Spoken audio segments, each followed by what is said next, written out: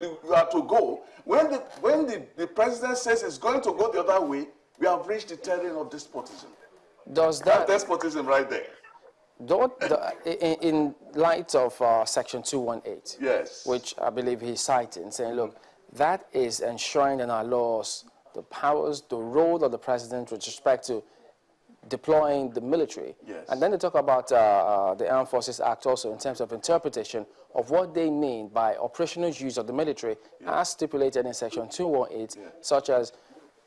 The court has said it's only in times of crisis. That's what it means. You see, the point about law is that it is presumed that those people who are going to execute the laws understand the values of the society. Laws are made out of values. Laws do not come in a vacuum. Okay. They believe that you have to use the laws responsibly. When you go beyond the bounds of the law, as I said, you are going to the terrain of tyranny. All right, let's despotism. Just on the thought, if we can. You have become a coup plotter, a coup maker. We'll be back to continue with this train of thought in just a moment. Join us again. Welcome back to Nigeria 2015. It's time now to find out what else is going on in the country about elections. Well, Ina Thompson is here with it.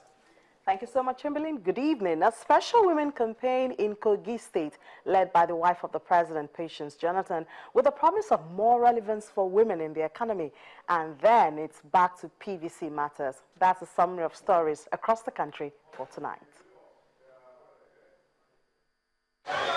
Women for Change and Development in Kogi State add their voices to those already clamoring for the re-election of President Goodluck Jonathan, who is the candidate for the People's Democratic Party.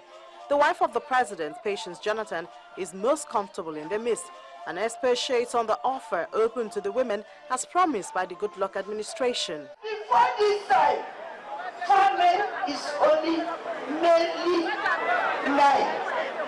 Everything is for the men. But Goodluck say no.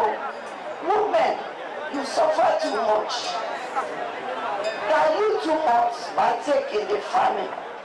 As the politicians work on winning votes, INEC is working on increasing its degree of preparedness. The commission, as at March 3, records 80% of distribution of PVCs. In Anambra State, where there are 1,963,173 registered voters, 1,658,967 cards have been collected by voters. Although this represents about 85%, electorate in the state say they face challenges which can be attributed to the distance. This is a little bit far from where I expect them to come from, to come and take the PVC. Bayelsa State, with 610,373 registered voters, has distributed 460,999. However, this figure could be higher if all electorate who make attempt to collect the cards find theirs. We went to the INEC office, they transferred, they said we should come to this place. Now we are here, they say they cannot find our card.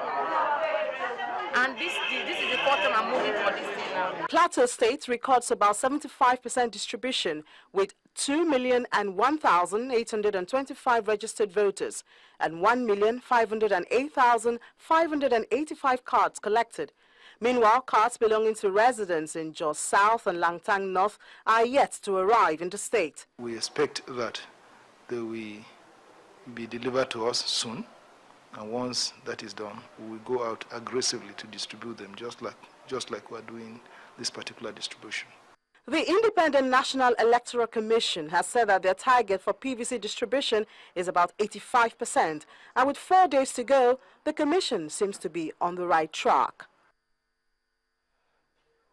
Other parts of the country will be featured tomorrow. For now, it's back to you, Chamberlain. Well, thank you, Ini. And getting back to this, Mr. Femi Aribisala has since joined us in the studios. Thank you for coming on this evening. Thank you. Well, they're talking about hate speech and how do we go about reducing the spate of electoral violence. Well, we've cited the NHRC's report on incidents of election violence during campaigns and elections, which they did from the 3rd of December 2014 to 31st January 2015, over 22 states affected, several people injured. And then if we go back in time, since 1964, they put it in context of election-related violence in the country.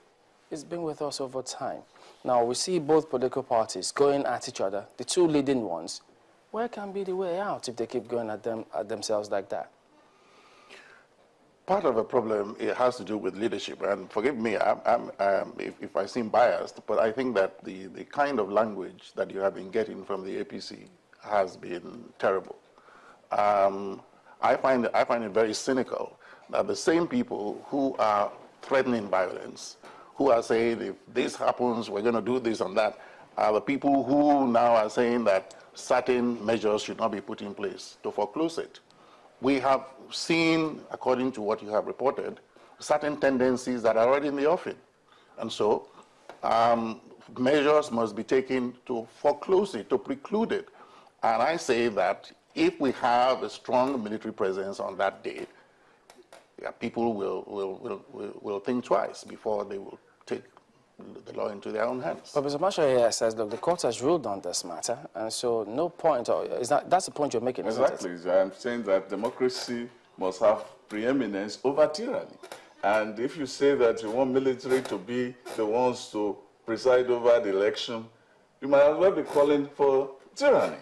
And we're saying that that is not on if you call yourself a constitutional expert, or if you have any fidelity to democratic principles, that you have to believe that the law has to take its course. There's a problem with this society because we